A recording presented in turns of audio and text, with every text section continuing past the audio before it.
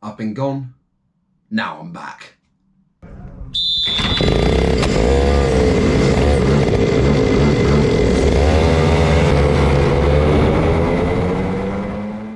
Hello everyone and welcome back to another edition of Rich T Racing. Happy 2022. This is the first video of the year. Been away for a while, wanted to take a little bit of time away from all of this, but with the dawn of the Club 100 season, literally it's Sunday today, so it's next Saturday the Club 100 season kicks off. Thought it was high time I have a look forward to what 2022 can bring us. So obviously last year we rounded off as the champions in the Super Heavyweight SP60 Championship and also the Intermediate Endurance Championship. So this year, hopefully, similar things are going to happen.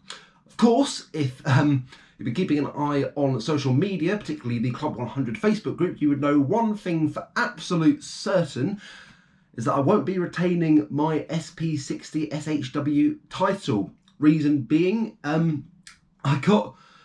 Oh dearie me. I got my application or my registration for the SP60 Championship in at 5:30 on the day that it went live. It went live at 5 o'clock. So you would imagine that half an hour, that'll be fine. Particularly Club 100, like I've registered for that championship several days after it's opened. Been able to get in, no problem at all. Did I get in? No. For any rounds? No. Am I first reserve on any of them? No. The highest reserve place I got was third, which I think was at something like Lid. So yeah, that was... I am disappointed, don't get me wrong. Like, it's not so much the fact that I'm not in it, it's the fact that I didn't get to choose. It was literally just like, sorry, you're not in. And I don't think anyone from Club 100, there's no blame whatsoever. I just don't think they anticipated that it would get that busy that quickly. But yeah, I think it stands testament to just how popular the series is, which is a fantastic thing. And it's great to see so many people coming and doing it. I think it just would have been nice if the champion of the SHW last year had a place reserved in for the next season. So I think that's something that's going to change for next year. But there we go. There's nothing I can do about it. I have bumped up the reserve list a bit on a number of them. I think I'm number 1 reserve for Lid now and number 2 reserve for the first Wilton Mill. So hopefully I get to go to those two. Hopefully I can break the Wilton Mill curse.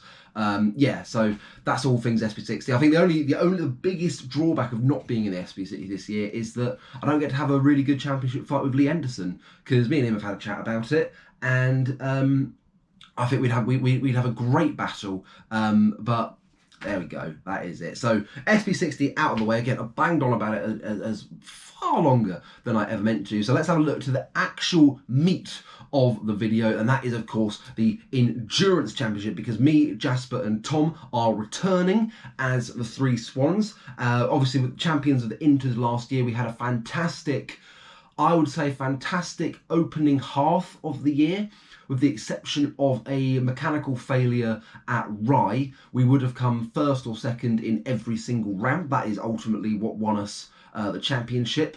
We had a bit of a dodgy end. Lahandau went badly wrong, mostly my fault, but the other guys made some mistakes as well. Jasper made a terrible mistake at Lid with the black flag that cost us victory, which is why I don't have an endurance winners trophy up here. Which one is it? It is that one.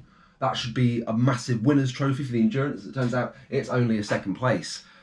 Fantastic. But no, so we move on. We win and we lose together as a team, and we rounded off the year with what was our worst scored result, which was a bit disappointing, but it was okay. We still beat Brilio and we still won the championship. So brilliant year last year overall. Now this year, the challenge really does begin, because we are in the Clubman's Championship.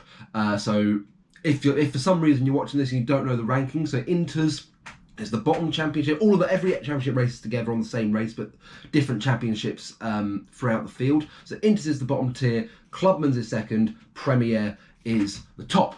So we are obviously in the Clubman's. I suppose we could have been in there last year. We were competitive enough. We would have won 2 rounds last year in the Clubman class. The opener at Clay and the first one at Bayford, where we came 5th overall, which is just a mad, mad day.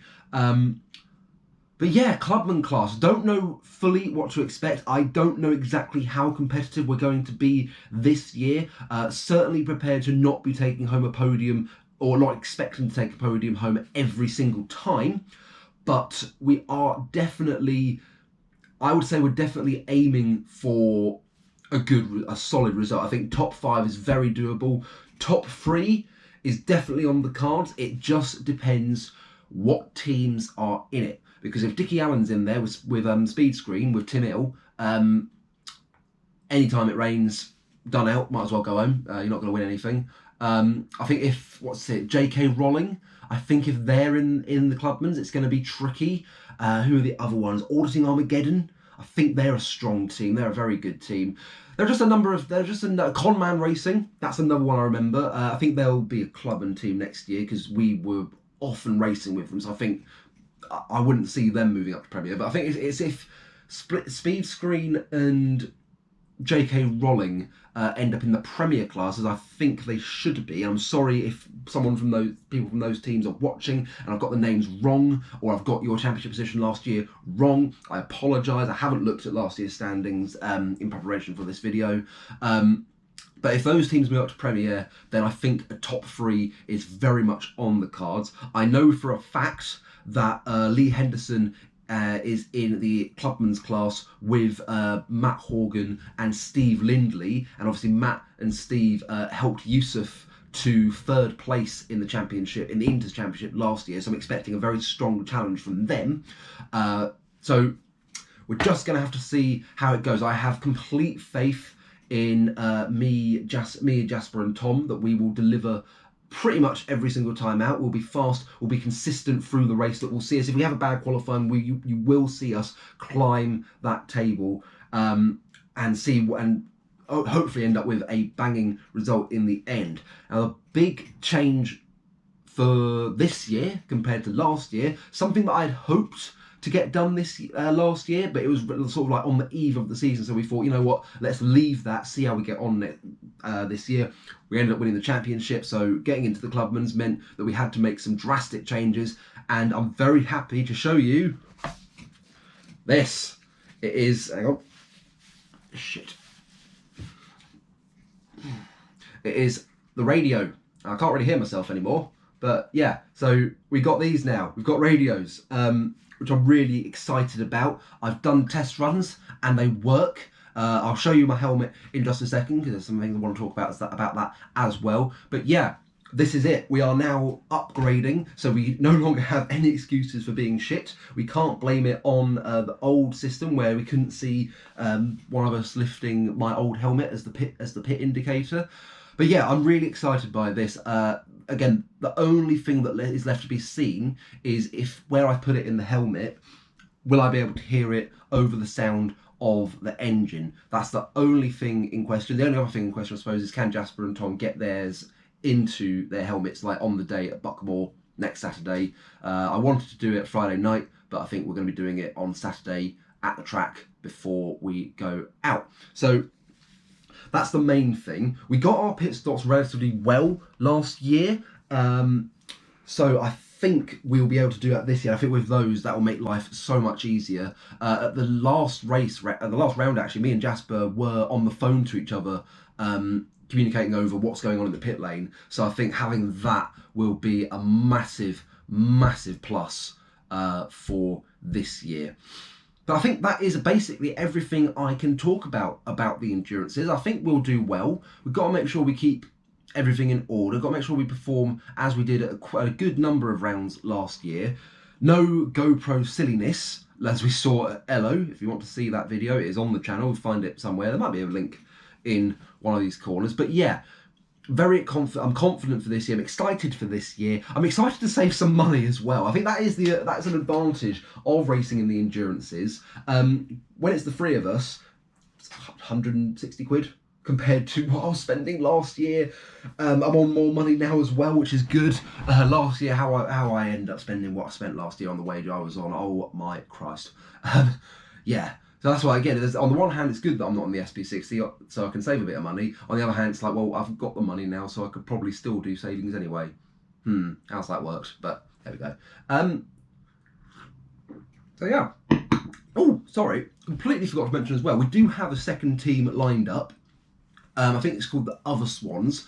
We're in for, hang on here, we're in for Bayford, Landau, and Ello.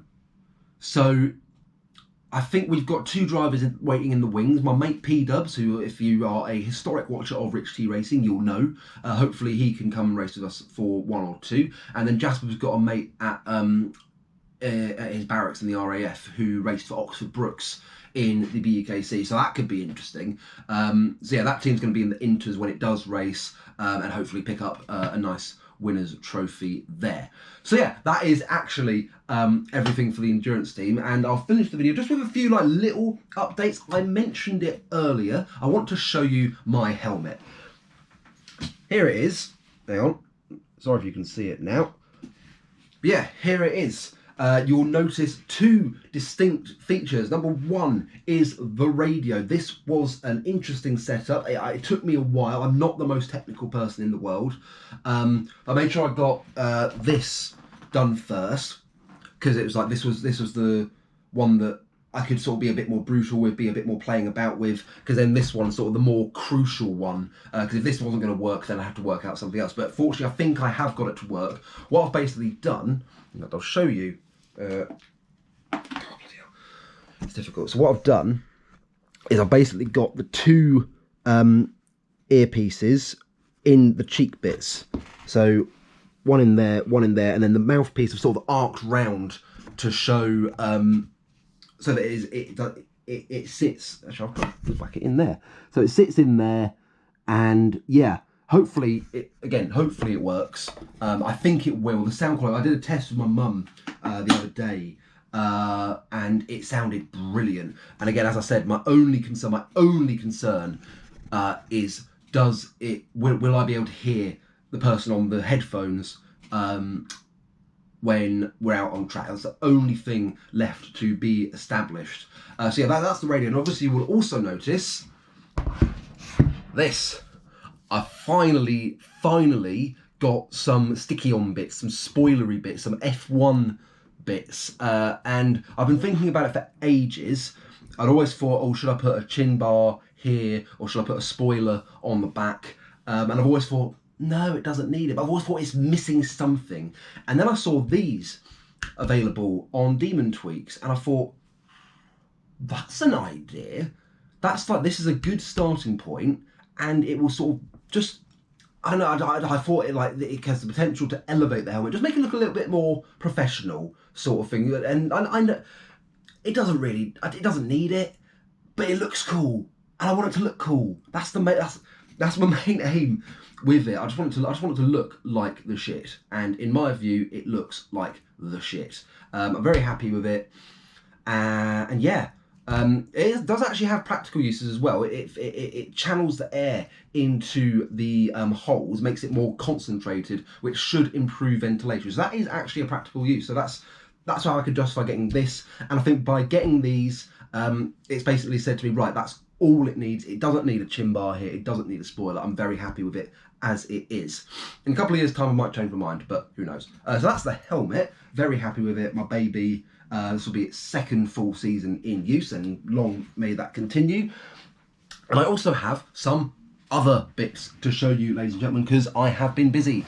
I was able to save quite a lot of money this month. If you want to save money, ladies and gentlemen, I've got a top tip for you. Have your granddad turn 80 and take you on an all-inclusive trip to Barbados where you don't spend any money for 2 weeks. Worked a treat. So through that, I was able to buy myself, actually no, I wasn't able to buy these, but for Christmas, I got these. Brand new pair of gloves. Now, you might be thinking, didn't you get a new pair of gloves last year, James? And the answer to that would be, yes, I did. I will show you them now. It's these ones. They're filthy. They cost £115 and they were shit. 2 reasons. One, these are racing gloves, which did not react well to karting.